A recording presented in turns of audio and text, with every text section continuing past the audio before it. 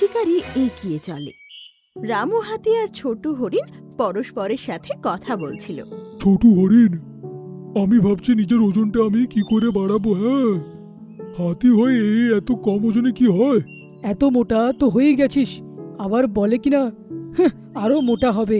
আরে একটা পিন ফুটিয়ে দেব না, বেলুনের মতন উড়েই যাবি। হ্যাঁ এবার একটু ক্যাচাল পাকাই। এটা বলে শিকারী হরিণকে নিশানা বানায় আর তীর চালিয়ে দেয়। কিন্তু তীর হরিণের গায়ে লাগার আগেই একটা বাজ এসে মুখে ধরে ফেলে আর সেটাকে দূরে ফেলে দেয়। আরে এ কি রে বাবা, জানোয়ারদের পাখি বাঁচায় আর পাখিদের জানোয়ার। এটাই হচ্ছে আমাদের জঙ্গলের ইউএসপি। শিকারি ভাই, তুমি কিচ্ছু করতে পারবে না, চুপচাপ কেটে পড়ো এখান থেকে। না, এত সহজে হার তো স্বীকার করব না।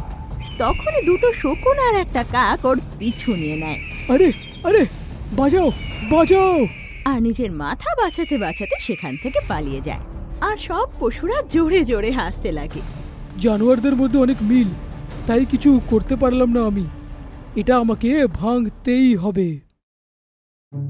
ওর ঘরে একটা খাঁচা ছিল যার ভেতরে লাল টিয়া থাকতো। ও সে টিয়াটাকে বাইরে বের করে আর ওর মুখে এক শয়তানি হাসি ফুটে ওঠে।